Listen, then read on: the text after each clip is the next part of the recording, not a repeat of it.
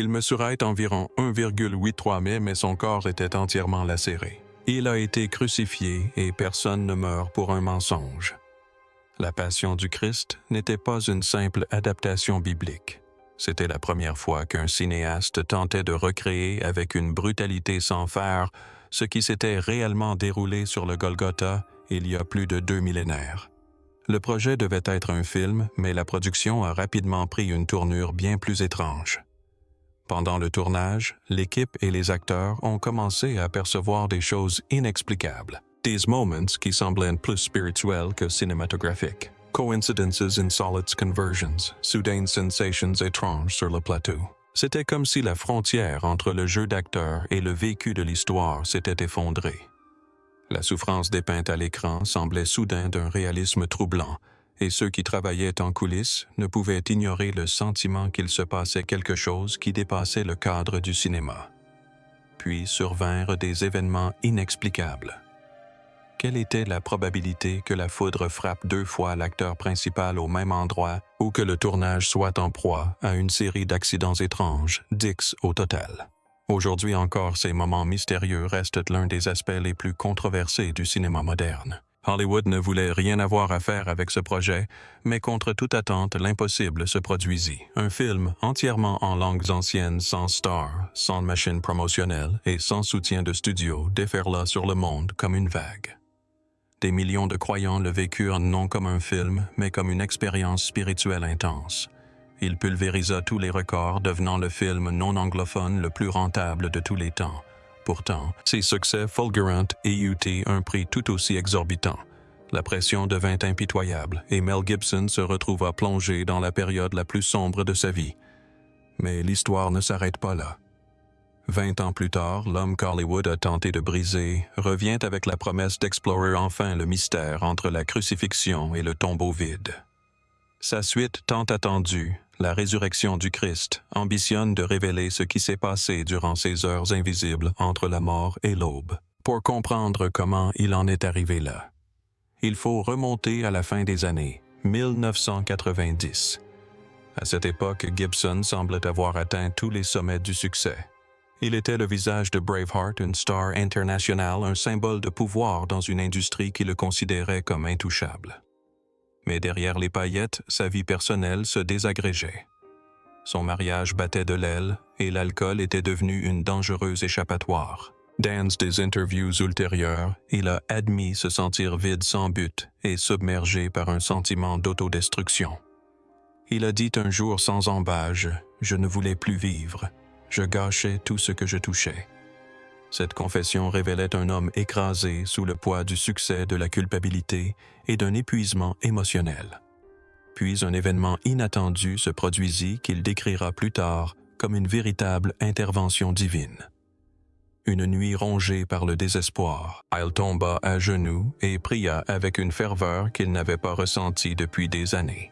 Bien qu'élevé dans une famille catholique pratiquante, il s'était depuis longtemps éloigné de la foi de son enfance. Mais dans ce moment de désespoir, il prit une Bible et quelque chose en lui se réveilla. Dès cette nuit-là, il commença à lire les Écritures quotidiennement. Il se plongea dans les évangiles, revenant sans cesse au récit de la Passion du Christ. Dans ces récits bruts, poignants et chargés de sens, il retrouva quelque chose qu'il avait perdu depuis longtemps, un but dans la vie. Des années plus tard, Gibson admettrait ouvertement que ces moments avaient bouleversé son existence et l'avaient finalement conduit à la création du film religieux le plus controversé jamais réalisé. Il résumerait plus tard son éveil en une phrase saisissante. « J'étais un homme abominable. Mes péchés ont été les premiers à clouer le Christ sur la croix. Cet aveu fut l'étincelle qui mit le feu aux poudres. Jouer la comédie ne le comblait plus. Les récompenses n'avaient plus d'importance. La gloire lui semblait vaine. Ce qu'il désirait ardemment, c'était la rédemption, et il était convaincu que le seul chemin vers elle était de raconter l'histoire qui l'avait brisé de l'intérieur, le sacrifice brutal et sans faille de Jésus. Ce projet n'était pas conçu comme un scénario hollywoodien. Tout a commencé par un vœu personnel. Gibson s'est plongé dans tous les récits de la Passion qu'il a pu trouver les Écritures le chemin de croix, et surtout les visions de la bienheureuse Anne Catherine Emmerich, dont les descriptions des souffrances du Christ est ainsi précise que des archéologues ont par la suite confirmé des détails qu'elle n'avait jamais vus de ses propres yeux. Ses écrits l'ont frappé comme un coup de foudre. S'il devait réaliser ce film, il devait être authentique sans symbolisme ni édulcoré. Assez authentique pour que les spectateurs ne se contentent pas d'observer la passion, mais la vivent pleinement. Cette conviction a donné lieu à l'une des décisions cinématographiques les plus audacieuses du cinéma moderne. Gibson choisit de tourner le film entièrement dans les langues de l'époque, araméen, hébreu et latin. Pas d'anglais, pas de phraséologie moderne. Et plus choquant encore, il refusa d'engager des stars hollywoodiennes. Il ne voulait pas de visage connu. Il souhaitait que l'histoire du Christ se suffise à elle-même sans que la célébrité n'en dilue l'impact. Pour les studios, cela paraissait insensé. Un film en langue morte, sans acteur, connu sans potentiel commercial, était d'une violence inédite. Les dirigeants n'hésitèrent pas.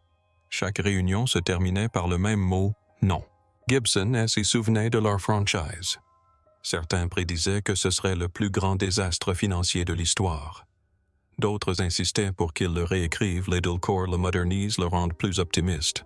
Hills voulait la passion sans la souffrance, mais Gibson refusa. « Si je change cela, dit-il, ce n'est plus l'histoire du Christ. » Cette prise de conscience le plaça face à un choix crucial. Si le film devait voir le jour, il devrait le réaliser lui-même. Il fit donc un pari que la plupart des cinéastes n'auraient jamais osé prendre. Il vendit ses biens, vida ses comptes et investit personnellement près de 45 millions de dollars toutes ses économies dans un film auquel personne ne croyait, sans studio, sans filet de sécurité. En cas d'échec, sa carrière et ses finances s'effondreraient du jour au lendemain. Mais Gibson ne jouait pas la gloire. Il était en quête de rédemption. Il admit plus tard, « Ce n'était pas un film que je voulais faire. C'était un film que je devais faire. » Ce chemin solitaire l'éloigna du système hollywoodien, mais lui permit de renouer avec quelque chose qu'il pensait avoir perdu sa foi. Et cet acte de rébellion allait redessiner à jamais le paysage du cinéma religieux. Mais avant même que les caméras ne puissent tourner, une question impossible demeurait: qui pourrait incarner Jésus? Gibson savait que ce n'était pas un rôle comme les autres. Il fallait quelqu'un prêt à endurer des épreuves physiques inimaginables. Il ne s'agissait pas de réciter un texte ou de jouer la comédie. L'acteur devait incarner la douleur, l'abandon et un amour assez fort pour changer le monde. Pendant des mois, Gibson a refusé des noms connus. Dès qu'une célébrité aurait été choisie pour le rôle, l'illusion se serait brisée. Il ne voulait pas que les spectateurs pensent à un acteur. Il voulait qu'ils voient le Christ. Et puis un nom a émergé, Jim Caviezel. Un catholique fervent à la voix douce avec une intensité calme et perçante dans le regard. Il n'était pas l'acteur le plus célèbre d'Hollywood, mais il y avait quelque chose chez lui qui semblait juste. Il dégageait une sérénité, une gravité.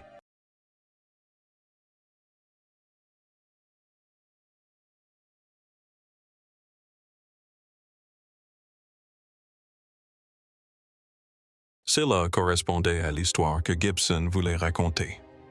Jim Caviezel s'était forgé une carrière respectable grâce à ses rôles dans La Ligne Rouge et Angel Eyes. Il était en pleine ascension, mais pas encore une star internationale. Et c'était précisément ce que Gibson souhaitait. Il invita donc Caviezel chez lui à Malibu pour une brève conversation qui se prolongea de façon inattendue pendant 3 heures. Ce qui devait être une discussion sur le casting se transforma en un échange à cœur ouvert sur la foi, la souffrance et l'immense responsabilité que représente l'interprétation de l'un des personnages les plus marquants de l'histoire de l'humanité. Avant la fin de la réunion, Gibson lui lança un avertissement sans détour. « Si vous acceptez ce rôle, Hollywood risque de vous fermer ses portes pour toujours. » Un silence pesant s'installa. Caviezel réfléchit un instant seulement avant de répondre par une phrase qui allait marquer Gibson pendant des années. « Chacun de nous a une croix à porter.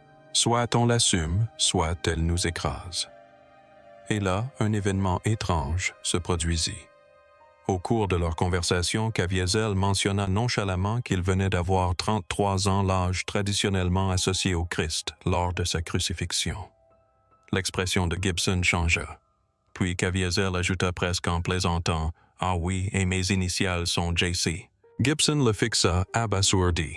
« Tu me fais flipper, » murmura-t-il. Pour les deux hommes, ce moment semblait bien plus qu'une simple coïncidence. C'était comme si une force invisible guidait le projet le propulsant avec une puissance qu'aucun d'eux ne comprenait pleinement. Dès lors, Caviezel s'y investit pleinement. Sa préparation ne se limita pas au physique, même s'il allait endurer des souffrances physiques extrêmes durant le tournage. Spirituellement, il s'est investi corps et âme dans son rôle. Il priait avant les prises, assistait à la messe quotidienne et passait des heures plongé dans les Écritures. Mais rien ne pouvait le préparer à ce qu'il allait vivre une fois le tournage commencé. Car le plateau de la Passion du Christ ne ressemblait en rien à un plateau de tournage classique. Les membres de l'équipe ont décrit plus tard l'atmosphère comme électrique, irréelle ou tout simplement différente. Un instant, le calme régnait l'instant d'après une rafale soudaine balayait le matériel. Gibson avait choisi les falaises rocheuses de Matera en Italie, une région pourtant peu connue pour ses conditions météorologiques extrêmes. Mais pendant le tournage, le ciel semblait changer sans prévenir. Des matins dégagés laissaient place à des nuages d'orage en quelques minutes. D'estentes furent arrachés du sol des projecteurs renversés. On aurait dit que la nature elle-même réagissait à l'histoire qui se déroulait. La plupart des membres de l'équipe attribuèrent ces événements aux intempéries jusqu'au jour où tout bascula. Ils tournaient le sermon sur la montagne, l'une des scènes les plus porteuses d'espoir du film. L'air était vif, le sol embaumait l'humidité et Caviezel s'apprêtait à gravir la colline. Les techniciens ajustaient les micros et réglaient leurs caméras. Puis sans prévenir, le ciel s'est obscurci. Caviezel raconta plus tard qu'un frisson lui avait parcouru l'échine comme si le temps s'était arrêté. Et puis l'impossible se produisit. Un éclair blanc aveuglant traversa les nuages. Un éclair jaillit et frappa Caviezel de la tête aux pieds, l'enveloppant de lumière. Le bruit était assourdissant. Les caméras s'éteignirent instantanément. Les membres de l'équipe hurlèrent et se jetèrent à terre. Pendant quelques secondes, tout resta immobile comme si le monde s'était figé. Gibson, observant la scène à distance, vit Caviezel, debout les cheveux crépitants, le corps auréolé de lumière. Il avait survécu. John Michelini, l'assistant réalisateur, courut en haut de la colline pour le rejoindre. Mais avant qu'il puisse parler, un autre éclair zébra le ciel et frappa exactement au même endroit. 2 impacts de foudre en moins de 60 secondes. Les 2 hommes furent projetés au sol par l'onde de choc. Les chances quasi nulles. Certains membres de l'équipe fondirent en larmes. D'autres se mirent à prier à voix haute. À leur arrivée, les ambulanciers trouvèrent les 2 hommes vivants sans brûlure ni fracture, seulement des nerfs à vif et une légère odeur d'ozone sur leurs vêtements. Personne ne put l'expliquer. Après ce jour, l'atmosphère sur le plateau changea. Même les plus sceptiques se mirent à faire le signe de croix avant de tourner. Et étrangement, la météo semblait refléter les scènes, sombres pendant les souffrances lumineuses pendant les moments de miséricorde. Mais les mystères ne s'arrêtaient pas là. Au moment de filmer la scène de la flagellation, Gibson insiste sur un réalisme sans concession. Caviezel se tenait debout, une planche de protection attachée dans le dos pour amortir les coups. Mais lors d'une prise, un fouet a légèrement dévié de son angle. La pointe métallique a frôlé la planche et s'est plantée directement dans le dos de Caviezel. Le cri qu'on entend dans la version finale du film n'était pas joué. C'était un cri de douleur authentique. Je ne pouvais plus respirer. Caviezel se souvient plus tard, mon corps est entré en état de choc. Ce n'est pas arrivé qu'une seule fois. Il fut frappé une seconde fois plus violemment. Le coup lui déchira la peau, formant une entaille de près de 30 cm. Cette cicatrice est encore visible aujourd'hui. Pourtant, la souffrance était loin d'être terminée. La séquence la plus éprouvante restait à venir, le chemin de croix. Gibson refusa d'utiliser des accessoires. La croix que portait Caviezel était en bois véritable et pesait plus de 70 kilos. Sous un soleil de plomb, Caviezel titubait, tombait, se relevait, puis retombait. Lors d'une prise, un soldat était censé rattraper la poutre au moment où Caviezel s'effondrait. Il manqua son coup. Tout le poids de la croix s'abattit sur la tête de Caviezel. « Elle m'a écrasé la tête comme un melon », dira-t-il plus tard. Une partie du sang était fausse, mais une grande partie était la mienne. Et pourtant, ce n'était pas la dernière blessure qu'il endura. Le poids de la croix finit par pousser le corps de Caviezel au-delà de ses limites. Lors d'une de ces chutes, la poutre le percuta si violemment qu'elle lui déboîta l'épaule. La douleur fut immédiate et insoutenable. Les membres de l'équipe se sont précipités vers lui paniqués, mais Caviezel les a repoussés d'un geste. Il a refusé de couper la scène. Il voulait que cette chute, cet instant précis, reste telle qu'elle. Il voulait que le monde comprenne, ne serait-ce qu'un instant, ce que signifiait s'effondrer sous le poids d'une croix. Gibson comprit instantanément. Il laissa les caméras tourner. Dans les images du film final, chaque grimace, chaque halètement, chaque tentative désespérée est authentique. L'expression déformée de Caviezel n'était pas jouée. C'était la douleur brute et intense d'un homme poussant son corps au-delà de ses limites. L'équipe la ressentait. Le public la ressentirait aussi plus tard. Les médecins confirmèrent la luxation de l'épaule quelques instants après la fin de la scène. Ils lui conseillèrent de prendre du repos au moins quelques jours pour récupérer. Caviezel refusa. Il revint le lendemain matin, le bras enflé, l'épaule engourdie, déterminé à terminer l'histoire à laquelle il avait consacré sa vie. Gibson admit plus tard qu'il n'avait jamais retourné la chute. Ce que les spectateurs voient dans le film est exactement ce qui s'est passé. Pas de répétition, pas d'artifice hollywoodien, seulement la vérité. Mais les difficultés étaient loin d'être terminées. Alors que la production approchait de la crucifixion, le temps se gâta. Les dernières scènes sur le calvaire furent filmées en plein hiver. Caviezel, suspendu à une croix pendant des heures, trempé par une pluie glaciale et réduit à une simple robe de chambre. Le vent balayait la colline comme des lames. Les membres de l'équipe tentaient désespérément de le réchauffer entre les prises, mais en vain. Sa température corporelle chutait. Finalement, l'équipe médicale posa le diagnostic que tous redoutaient l'hypothermie. Ses lèvres s'assombrirent, ses doigts tremblaient. Sa respiration ralentit. Pourtant, Caviezel refusa de descendre de la croix. « Le Christ n'est pas descendu de la croix, » murmura-t-il. « Alors moi non plus. » Ce qui suivit fut une épreuve d'endurance que peu d'acteurs dans l'histoire ont connue. Le froid implacable déclencha une double pneumonie. Il s'affaiblissait de jour en jour, son poids diminuant rapidement. Les maquilleurs passaient jusqu'à 10 heures à appliquer les fausses blessures et les prothèses. Mais le temps était si compté que Caviezel a commencé à dormir maquillé. Sa peau s'est craquelée. Les adhésifs ont provoqué des ampoules. Son visage était rouge et irrité. Pourtant, il continua scène après scène, heure après heure. Il n'y avait pas de doublure. Ni les chutes, ni les coups de fouet, ni la crucifixion. Chaque frisson, chaque spasme, chaque larme était authentique. La performance avait transcendé le simple jeu d'acteur. Elle était devenue une sorte de pénitence, un sacrifice corps et âme pour incarner une histoire qui exigeait tout. Certains membres de l'équipe ont supplié Gibson d'arrêter le tournage. Il a refusé. « S'il peut l'endurer, a-t-il dit doucement, nous le pouvons aussi. » Pour Gibson et Caviezel, il ne s'agissait pas de spectacle. Il s'agissait d'honnêteté, d'une vérité si profonde qu'elle ne pouvait être atteinte sans sacrifice. Pendant les scènes de la crucifixion, les caméras sont restées allumées, même lorsque Caviezel grimaçait sous l'effet de spasmes musculaires incontrôlables provoqués par le vent glacial. Il n'y a eu ni coupes astucieuses, ni angles adoucis, ni tentatives pour dissimuler la souffrance. Tout ce qui figurait au montage final était réel. À ce stade, après les éclairs, les véritables coups de fouet, une épaule démise, l'hypothermie et la pneumonie, quelque chose a changé sur le plateau. Ce n'était ni la peur, ni l'épuisement. C'était une présence, une sensation étrange et bouleversante, comme si le paysage lui-même nous observait.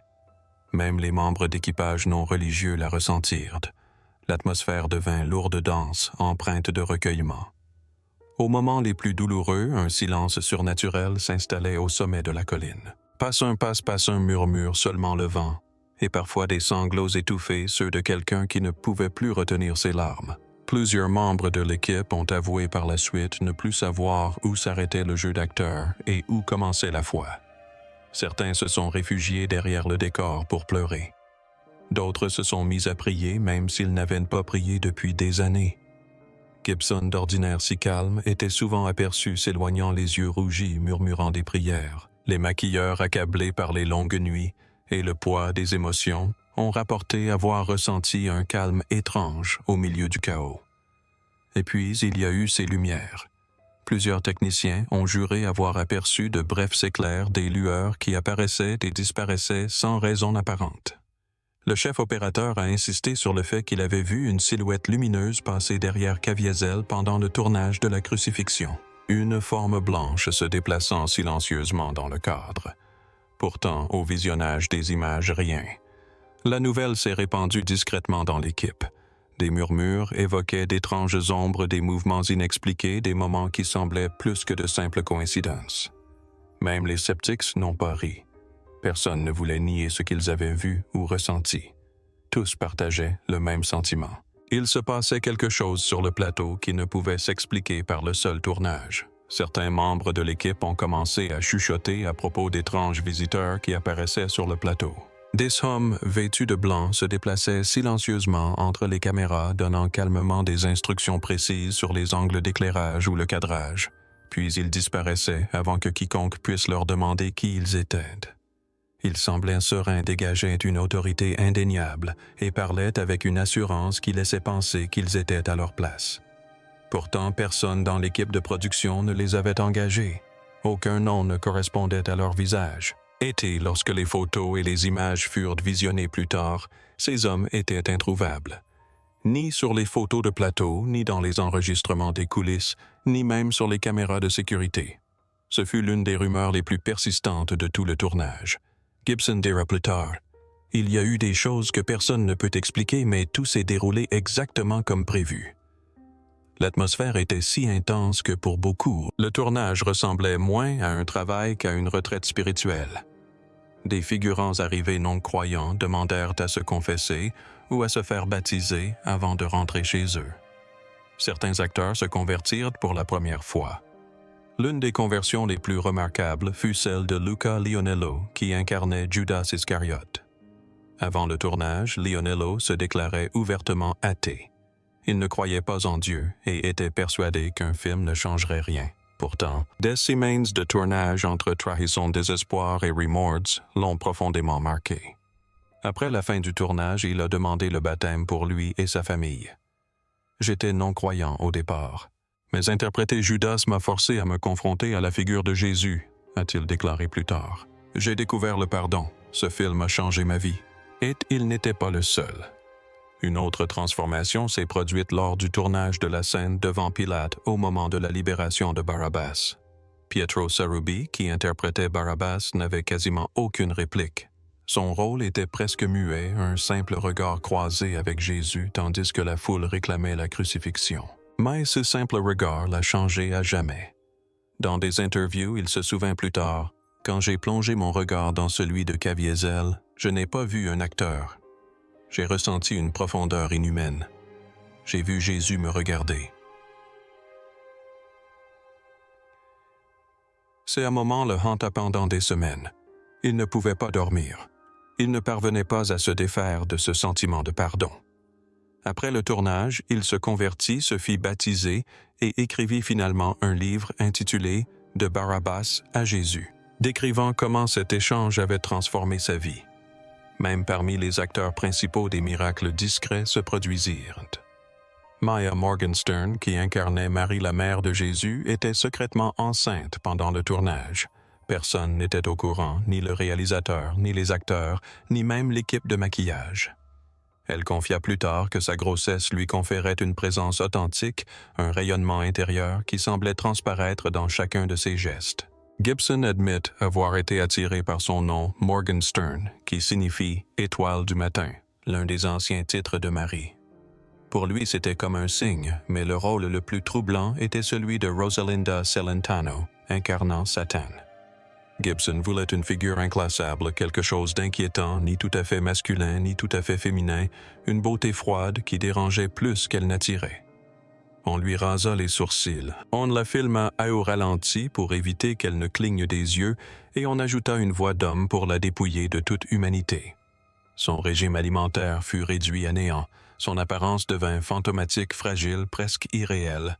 puis vint la scène qui allait entrer dans l'histoire du cinéma, Satan glissant à travers la foule, en berçant un nourrisson grotesque, le visage ridé, les yeux moqueurs, une parodie macabre de la Vierge à l'enfant. Une représentation de l'amour corrompu au moment précis où les soldats commençaient à fouetter Jésus. Mel Gibson ait placé la scène au paroxysme émotionnel du supplice du Christ pour montrer l'enfer se réjouissant de ce qu'il considérait comme une victoire. Le tournage de ce moment a profondément marqué Rosalinda. Elle a passé des semaines à se préparer en silence, s'isolant émotionnellement. Sur le plateau, a-t-elle déclaré plus tard, l'atmosphère était pesante, presque empoisonnée.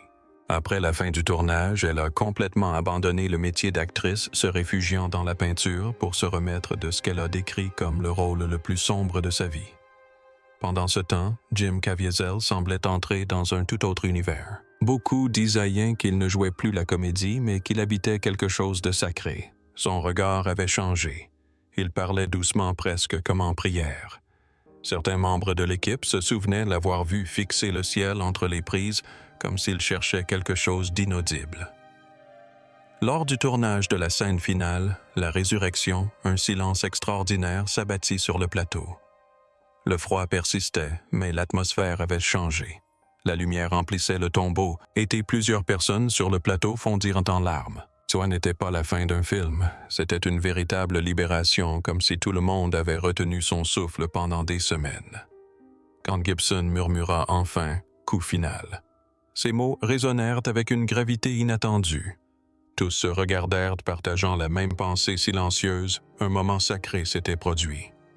Le tournage terminé, Gibson retourna à Los Angeles galvanisé.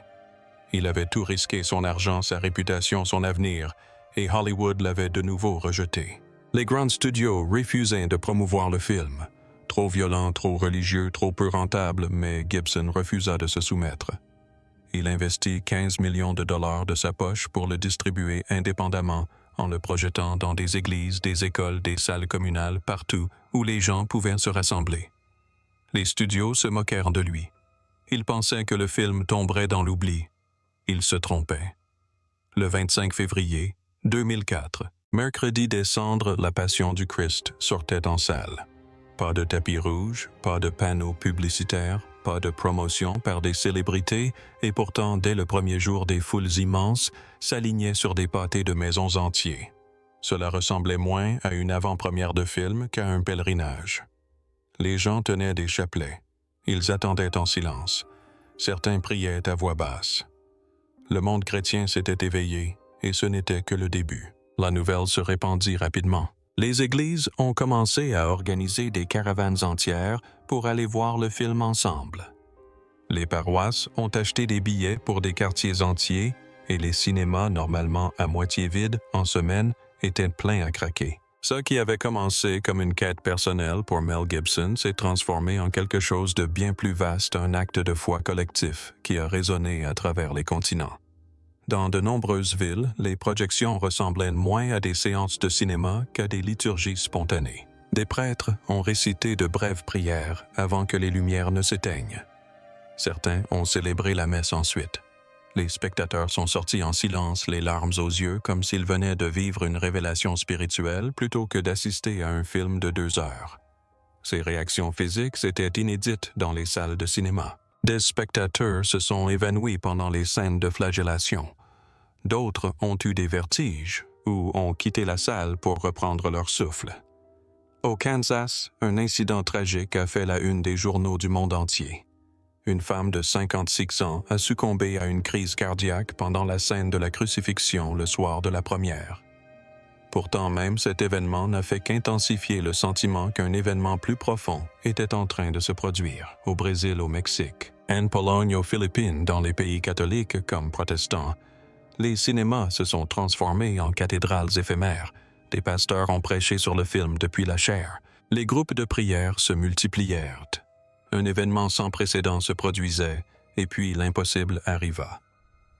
La Passion du Christ devint le film non anglophone le plus rentable de l'histoire. Les chiffres stupéfièrent l'industrie. Plus de 610 millions de dollars dans le monde, dont plus de 370 millions aux États-Unis, seulement surpassant tous les grands succès de l'année. Un film entièrement en araméen, en hébreu et en latin, sans star hollywoodienne, sans campagne marketing et sans soutien de studio, provoqua un véritable séisme mondial. Pendant près de 20 ans, il détint le record du film classé R le plus rentable de l'histoire du box-office américain. Son impact révéla une réalité qu'Hollywood avait refusé de voir un public chrétien immense et dévoué avide de reconnaissance. Pourtant, au lieu d'ouvrir des portes à Gibson, ce succès retentissant déclencha une véritable tempête. Les critiques se déchaînèrent. Les critiques furent impitoyables. Les journalistes l'accusèrent de fanatisme, de glorification de la violence, de ressusciter des préjugés médiévaux.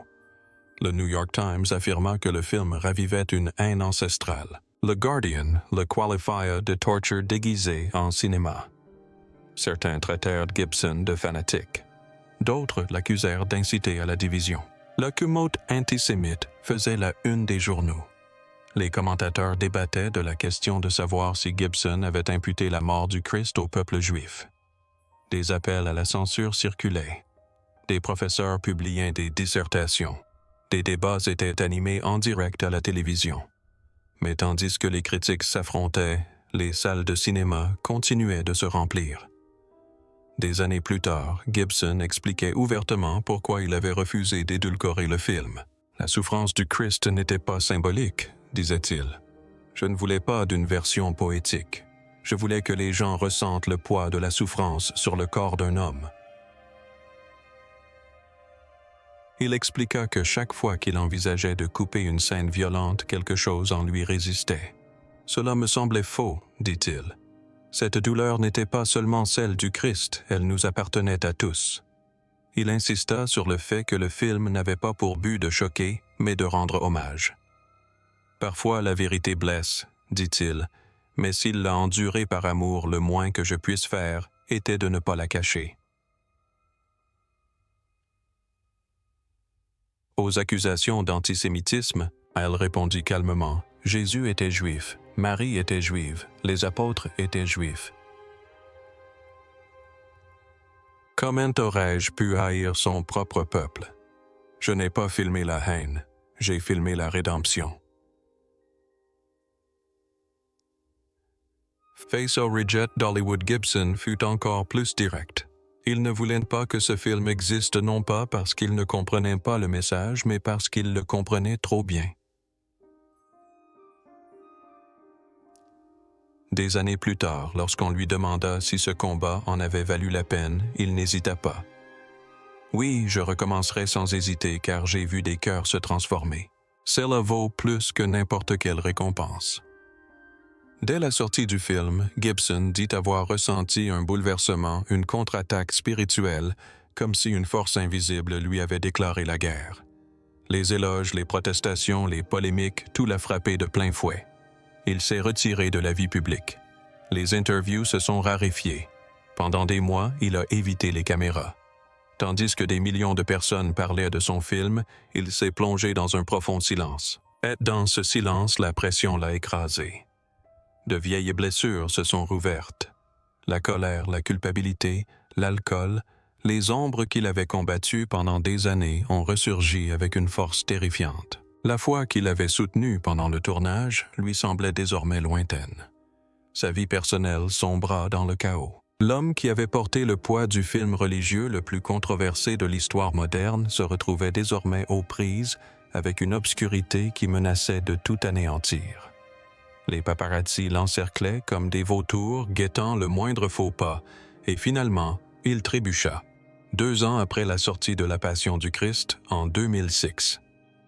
Mel Gibson fut arrêté à Malibu pour conduite en état d'ivresse. Dans un accès de rage, il proféra des paroles qui allaient faire le tour du monde en quelques minutes. Son coup de sang devint l'événement de l'année, quelques secondes de colère qui effacèrent des décennies de carrière aux yeux des médias. Ce n'était pas un scandale, c'était une exécution publique. Des photos de lui menotté se répandirent comme une traînée de poudre. La presse l'attaqua sans pitié. Hollywood lui ferma ses portes sur le champ. Celui-là même, qui avait jadis remporté des Oscars et réalisé Braveheart, se retrouva soudainement exilé. Ses amis disparurent. Les invitations cessèrent. Même des années plus tard, Gibson admet, ce n'était pas un faux pas, c'était une crucifixion. Dans des interviews réalisées longtemps après l'incident, il a révélé que durant cette période, il était tombé dans une spirale infernale. Il a songé à mettre fin à ses jours. Il se sentait humilié, abandonné, spirituellement bouleversé. Après la passion, tout est devenu obscur, a-t-il déclaré. C'était comme si j'avais réveillé des démons dont j'ignorais l'existence. Pendant des années, il a disparu de la scène médiatique. Il fuyait les cérémonies, les interviews, les tapis rouges. Sa vie personnelle s'est effondrée. Procès, cures de désintoxication et isolement ont suivi. La foi qu'il avait soutenue pendant le tournage lui semblait désormais lointaine. Tout paraissait perdu. Et pourtant, dans ces ténèbres, quelque chose a commencé à se former, une étincelle qui allait donner naissance à son projet le plus ambitieux, la suite de la Passion du Christ. Mais avant de revenir à la renaissance de Gibson, il nous faut nous intéresser à celui dont la vie a été tout aussi bouleversée, Jim Caviezel. Au début des années 2000, Jim Caviezel incarnait parfaitement le type d'acteur qu'Hollywood adorait propulser au sommet. Grand charismatique d'une grande authenticité, il incarnait pour les studios l'alliance idéale entre profondeur spirituelle et sex appeal de premier plan. Un mélange entre Gregory Peck et Tom Cruise. Après des prestations remarquables dans La Ligne rouge fréquence et Le Comte de Monte Cristo, Kyle était considéré comme l'une des stars les plus prometteuses de sa génération. Les réalisateurs le convoitaient à la presse, le couvraient d'éloges. Sa carrière connaissait une ascension fulgurante. Puis la Passion du Christ est sortie et tout s'est arrêté. Ce rôle l'a rendu instantanément célèbre dans le monde entier. Son visage ensanglanté est devenu une icône, mais Hollywood a reculé. Les portes se sont fermées. Les appels téléphoniques ont cessé, les scénarios se sont volatilisés. Lors d'une conférence en 2011, Caviezel a déclaré sans ambages « On m'a dit que ma carrière était finie et ils avaient raison, mais je recommencerai sans hésiter. » On l'a catalogué comme difficile extrémiste trop religieux. Pendant des années, certains producteurs l'ont considéré comme persona non grata. Il a survécu grâce à des rôles épars et des apparitions discrètes. Au lieu de renier le film qui lui a tout coûté, Caviezel l'a embrassé. Il a parcouru le monde pour parler de foi, de souffrance et du sens du sacrifice. Pendant ce temps, l'industrie continuait de le mettre à l'écart. Son agent l'a lâché, les médias se sont moqués de lui, les réseaux sociaux ont attaqué ses convictions. Il a même reçu des menaces pour son christianisme affirmé. Mais Caviezel n'a pas flanché. Il s'est ancré dans sa famille et sa foi. Avec sa femme, il a adopté 3 enfants handicapés en Chine et les a élevés loin des projecteurs. Des rumeurs persistantes laissaient entendre qu'il avait été mis sur une liste noire officieuse. Caviezel l'a exprimé sans détour. « Je suis passé du statut d'acteur parmi les plus recherchés à celui de personne ne recevant plus un seul appel. Je n'ai rien fait de mal. J'ai simplement incarné Jésus. » Au lieu de s'effondrer, il s'est engagé dans le service visitant des prisons, prenant la parole dans des églises, participant à des missions et à des activités spirituelles. Peu à peu, la situation s'est inversée. En 2011, près de 10 ans après avoir été relégué dans l'ombre, Caviezel a reçu une proposition inattendue, le rôle principal dans la série télévisée Person of Interest. La série a duré 5 saisons et l'a fait redécouvrir au grand public, mais sa véritable renaissance cinématographique a eu lieu en 2023. Caviezel a joué dans Sound of Freedom, un film indépendant racontant l'histoire d'un ancien agent américain luttant contre le trafic d'enfants. Tous les grands studios ont refusé de le distribuer, mais la communauté chrétienne l'a adopté. Les réseaux sociaux ont contribué à son succès, et le film est devenu un phénomène mondial rapportant plus de 250 millions de dollars et surpassant les blockbusters de Disney et Warner Bros. Une fois de plus, Caviezel a triomphé de la même manière qu'auparavant avec un film rejeté par Hollywood. Interrogé sur ce retour miraculeux, il a déclaré « Quand le monde m'a fermé ses portes, Dieu m'en a ouvert une bien plus grande. » Tandis que le public redécouvrait Caviezel, Mel Gibson connaissait lui aussi un regain de popularité. Après des années d'isolement et de lutte intérieure, il est retourné à l'origine même de son cheminement spirituel, le tombeau vide. Dès le départ, il n'a jamais envisagé que La Passion soit un film isolé. Il a toujours cru qu'il ne s'agissait que du premier chapitre d'une histoire bien plus vaste. Le chapitre suivant est La résurrection du Christ. Gibson a passé des années à écrire en secret avec son frère Donald et Randall Wallace, scénariste de Braveheart. Il a décrit le scénario comme une expérience hors du commun, quelque chose d'inédit. Dans une interview récente, il l'a résumé par une phrase saisissante. Ce sera un voyage mystique, une descente puis une ascension. Mais ce film sera bien plus qu'une simple suite. Gibson souhaite explorer ce qui s'est passé entre la mort et l'aube, entre le vendredi et le dimanche, ces heures où les Écritures se taisent, mais où les textes anciens murmurent. L'histoire retracera la descente du Christ aux enfers, le Rédempteur brisant les portes du royaume des morts, affrontant la mort et libérant les âmes qui ont attendu pendant des siècles l'accomplissement de la promesse. Cette vision s'inspire d'écrits apocryphes de la théologie chrétienne primitive et de fragments de l'Évangile de Pierre. Ce ne sera pas symbolique, ce sera cosmique, un combat spirituel entre le ciel et l'abîme. Gibson décrit l'atmosphère comme une fusion de terreur spirituelle, d'espoir immense et de lumière divine. Si la passion a révélé le corps brisé, la résurrection révélera l'âme victorieuse. Cette fois, il ne vise pas la violence, mais la transcendance, non la brutalité, mais la gloire. Son but n'est pas de retracer les Écritures, mais de plonger au cœur du mystère qui a changé l'histoire le troisième jour. Lors d'un entretien avec Stephen Colbert Gibson, a déclaré « Ce sera l'événement le plus important de l'histoire de l'humanité. Nous connaissons tous la souffrance, mais peu comprennent ce qui s'est passé après la croix. Le Christ n'est pas seulement ressuscité, il a vaincu la mort elle-même. » Jim Caviezel a tenu les mêmes propos, le qualifiant de film le plus ambitieux et le plus vaste jamais réalisé, 5 fois plus épique que La Passion du Christ. La production a été maintes fois retardée, non par manque de budget ou d'acteurs, mais en raison du perfectionnisme inflexible de Gibson. Il refuse d'aller de l'avant tant que chaque détail ne lui semble pas parfaitement orchestré, et c'est peut-être précisément pour cela que le monde attend. Ces dernières années, Mel Gibson est retourné sur les lieux mêmes où la Passion du Christ a vu le jour. Il a revisité les paysages accidentés de Matera en Italie, ces mêmes collines qui devinrent jadis Jérusalem, et s'est attelé à la reconstitution d'un monde du 1er siècle avec une précision historique encore plus grande. Il a travaillé discrètement aux côtés de théologiens, d'archéologues et d'exégètes bibliques, façonnant une chronologie qui retrace chaque instant entre la crucifixion et le matin où la pierre fut roulée. Le film promet de révéler le choc des apôtres, le chagrin indicible de Marie, la confusion des soldats romains et le tumulte invisible du monde spirituel. Jusqu'à ce que finalement le voile se déchire et qu'une lumière nouvelle jaillisse sur le monde. Gibson décrit cela comme un voyage qui mène de la terreur de la mort à l'irruption de l'aube éternelle. Mais il a laissé entendre quelque chose d'encore plus extraordinaire. Lors d'une conférence privée en 2023, Gibson a révélé que le film contiendrait une séquence inédite, une image de l'au-delà, inspirée du livre de l'Apocalypse et des psaumes messianiques. Le projet est si vaste qu'il sera diffusé en 2 parties séparées par un symbole sacré, le nombre exact de jours que le Christ a passé sur terre après sa résurrection. La première partie sortira le 26 mars 2027, vendredi saint.